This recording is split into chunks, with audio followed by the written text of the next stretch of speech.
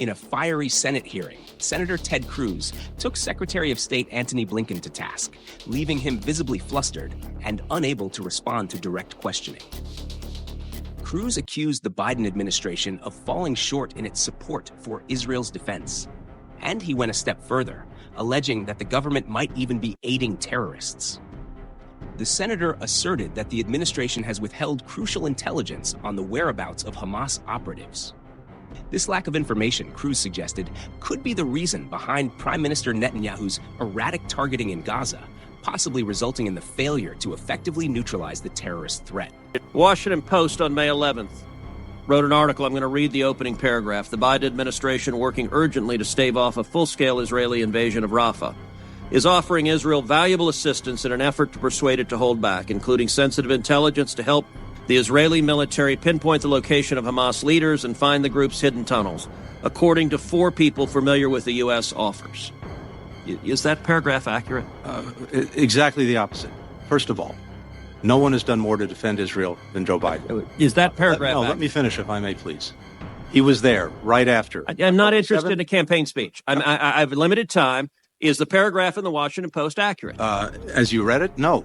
To the contrary, we're providing everything we possibly can to Israel to help them find. So the 4 sources that briefed the Post, and by the way, briefed multiple other media outlets, they were lying? Absolutely. So, all right, so that, did the administration offer to provide the locations of senior Hamas leaders to Israel if they didn't invade Rafah?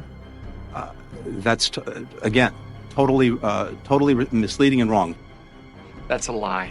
The Secretary of State is blatantly lying. According to the Times of Israel, Senator Cruz is correct in his assertions.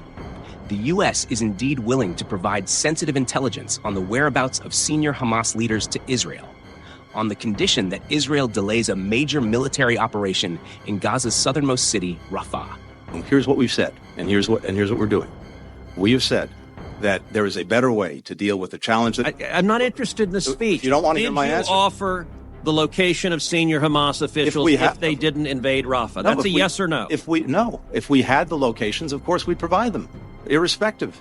So this statement, you're saying the Post got it totally wrong. It is utterly false. And anyone who said to the contrary was lying and perjuring themselves if they were under oath. That statement is incorrect. We have done, will continue to do everything we can to, if we can do it, develop the information and share the information. I wish we had it. Who are you? Does the administration have intelligence on the locations of Hamas officials that you have not shared with Israel? No. Does the administration have the locations of Hamas terror tunnels that you have not shared with Israel? No. Okay, so then your position is that this story is an utter and complete lie. As you've read it to me, Senator, it's not. It is not. It's not accurate. And we're not interested in playing word games. I've asked you very directly. I have. So you're saying there's not a single Hamas leader that you know about that you or the administration has offered will tell you where they are if you don't invade Rafah. That is correct. What have you offered them not to invade Rafah?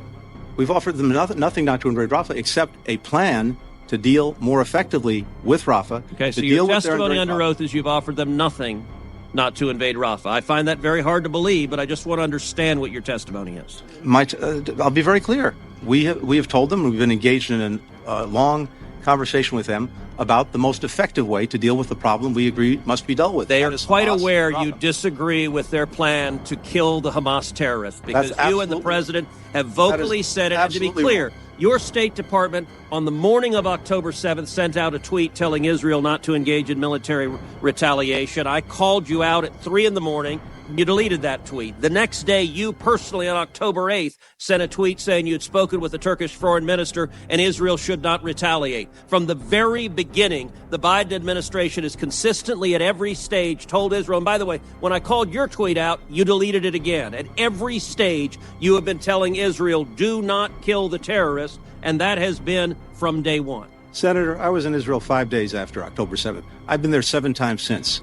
No one, starting with President Biden, has done more to make sure they have what they need to defend themselves from Hamas, to deal with the threat that Hamas poses. With all due respect, that is ludicrous. That is ludicrous. Why have you cut off weapons to Israel then? We have not cut off weapons to Israel. In fact, as you know well, starting many years ago, President Biden was at the heart of the MOU that led to Israel having a 10-year guaranteed supply of assistance